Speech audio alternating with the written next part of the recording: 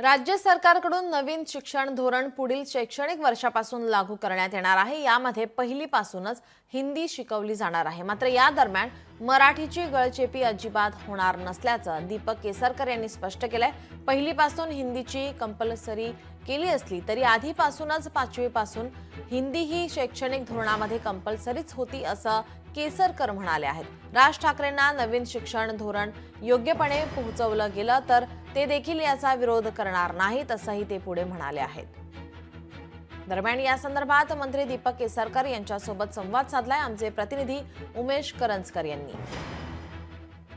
राज्य सरकारने नवीन शिक्षण धोरण आखलेलं आहे आणि हे शिक्षण धोरण आखल्यानंतर राजकीय गदारोळ सुरू झाला। हिंदी ही पहिलीपासून सक्तीची का केली जाते असं मनसे असेल, उद्धव ठाकरेंची शिवसेना असेल, काँग्रेस असेल, अनेक पक्षांनी जे ते प्रश्न उपस्थित केलेत। याच शिक्षण धोरणा सगळ्या संदर्भात बोलण्यासाठी आपल्यासोबत माजी शालेय शिक्षण मंत्री दीपक केसरकर सर आहेत। सर, जवळपास हे शिक्षण धोरण तुमच्या सगळ्या तुम्ही जेव्हा मंत्री होता त्यावेळेस आखलं गेलं होतं।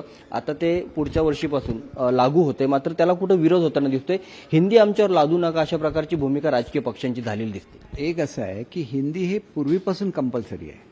हिंदी ही महाराष्ट्रामध्ये 5वी, 6वी आणि 7वीला कंपल्सरी होती। आता नवीन शैक्षणिक धोरणानुसार 6वीमध्ये आपण पर्याय देतो विद्यार्थ्यांना की तुम्हाला कुठली लँग्वेज पाहिजे, म्हणजे मराठी, इंग्लिश राहणारच, परंतु तिसरी भाषा कुठली पाहिजे। त्यावेळेला जर हिंदी कंपल्सरी राहिली असती तर त्या मुलांवर अन्याय झाला असता। त्याच्यामुळे हिंदी तिथून काढून प्रायमरीला शिकवली जाते। त्याच्यामुळे 1ली ते 5वी हे प्रायमरी नॉलेज असतं, तिथं तुम्हाला ऑप्शन द्यायचा नसतो। त्याच्यामुळे त्यांना बेसिक शिकवलं जाणार हिंदीमधलं, आणि ऑप्शन काय घ्यायचं हे 6वीमध्येच मुलं ठरवणार। आणि त्याच्यामुळे 5वी, 6वी, 7वीला जी कंपल्सरी होती त्याच्याऐवजी पहिलीपासून ती दिलेली आहे, कारण ती राष्ट्रीय भाषा आहे। उद्या महाराष्ट्रातल्या मुलांना जर केंद्राच्या परीक्षा द्यायच्या असेल तर त्यांना बेसिक नॉलेज हिंदीचं लागेलच ना।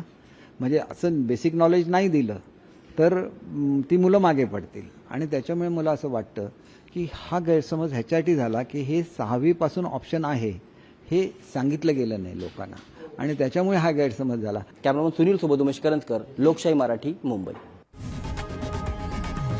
लोकशाही मराठी ऐका, पहा, जागरूक रहा।